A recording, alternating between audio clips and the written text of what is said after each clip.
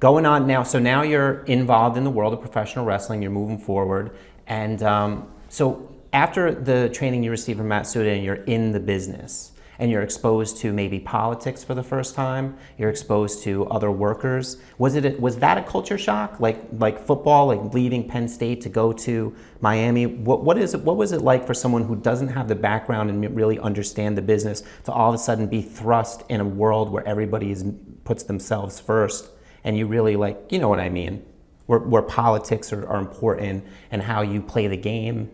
Did you pick that up right away? Or well, that's a good question.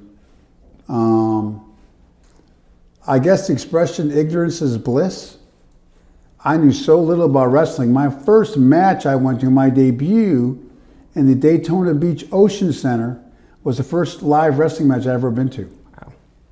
So I was so ignorant of the business, which most people say stayed with me my whole career, that I didn't really understand what goes on behind the scenes and the politics. And Matsuda kind of really kind of took me under his wing and nurtured and sheltered me from all that. Right. And he, I'm sure, was making sure things went smoothly for me.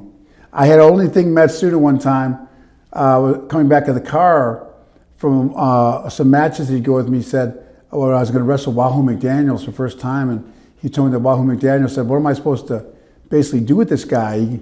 He just started wrestling a couple weeks ago, and Matsuda had told Wahoo and challenged him. Wahoo was one of the greatest athletes ever in wrestling, a pro football, NFL career, scratch golfer. Wahoo was an amazing athlete, like almost Jim Thorpe-like. Right.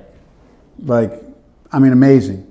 And Wahoo challenged, Matsuda challenged Wahoo McDaniel and said, if you're as great an athlete and as talented in this business as I think you are, and as great an athlete as you are, you could have a good match with a broomstick. So go out there and have a match with him. Wow. So I was very well shielded, I think, from all that, as you mentioned, definitely. Right. Did you find that because of your look and because of Matsuda to maybe a lesser degree, and the attention you were probably getting just by walking to the ring, the way you looked and the attention you'd get, were you getting any negative feedback from the boys or anybody in the back? Not that I was aware of. I'll never forget. I was really nervous. My first match here, my first live match in Daytona Beach Ocean Center. Right. And there was a good crowd there. I walked down to the ring. I was like, I think third match, and wanted me to go 15 minutes. I go, how do you go 15 minutes in a match? Right. I'm like, and Coco Snow was great, but there was this group of young girls ringside. I came down. I didn't realize I didn't know Hogan ripped his shirt off. I had like a white wife beater, for lack of a better expression, back then, T-shirt that I notched with scissors, and I tore it off. And I'll never forget. There's this group of girls, and this one girl. I was so nervous. I was like almost panicking. And this one girl calmed me down because she said, "Oh my goodness," she goes, "now that's," and her boyfriend was with her, she goes, now that's a real man." and I'm not saying that to put myself over, it's like, right. Oh my gosh, at least one person here likes me. I was nervous and I had no confidence. Right. And that girl, what she said, kind of made me feel okay. Right. That if all else fails, there's that one girl likes me here. I'll never forget that girl and her expression. It was so funny. It was so genuine. I can imagine. It gave me a big boost of confidence. Well, I fed off of it. That was the springboard to everything. Yeah, she has no idea. I don't know who she was, but thank you. If you're out there, thank you. So, when did you break this to your family that you were going to become a professional wrestler? That must have been something. My dad was horrified. He thought football was Roman gladiator sports, and he didn't understand what wrestling was about. Right. And his big concern, but he was greatly relieved. My mom told me just recently, my dad just passed away over the holidays suddenly, and my mom's been telling me I'm just loving on hanging out with my mom. We're having a great time together, and in the aftermath of all that. Mm-hmm. And my mom said, "My dad, I never knew this." She goes, "I go, how'd Dad react when I became a pro wrestler?" She goes, "Oh my gosh," she said, "my dad was a very stoic German man." He said, "Now those wrestlers," he goes, "don't they usually come up with some kind of like name or stage name or something?" Mom goes, "Oh yeah, they do." This is when I was just starting wrestling. He goes, "What name is he going to be using?" Mom goes, "Lex Luger." He goes, "Oh good."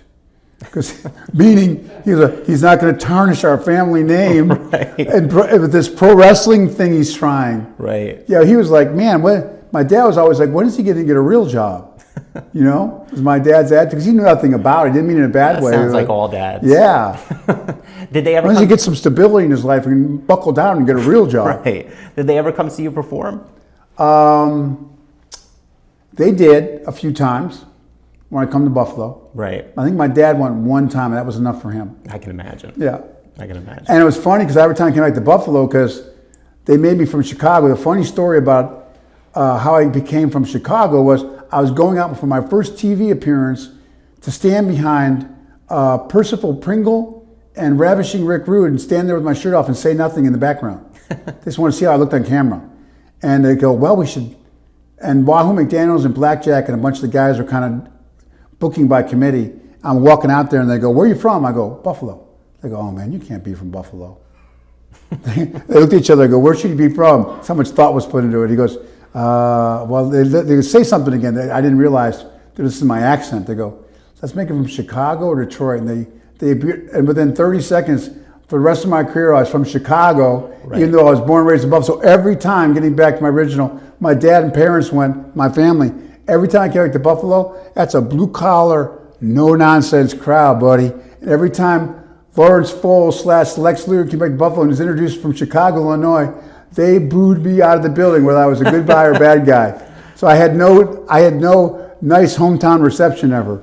They felt betrayed. That's a great kind of heat, though. Oh yeah, it was, but not when you're supposed to be the babyface. That's true. That's not good. No, it wasn't. I was a stone cold heel every time.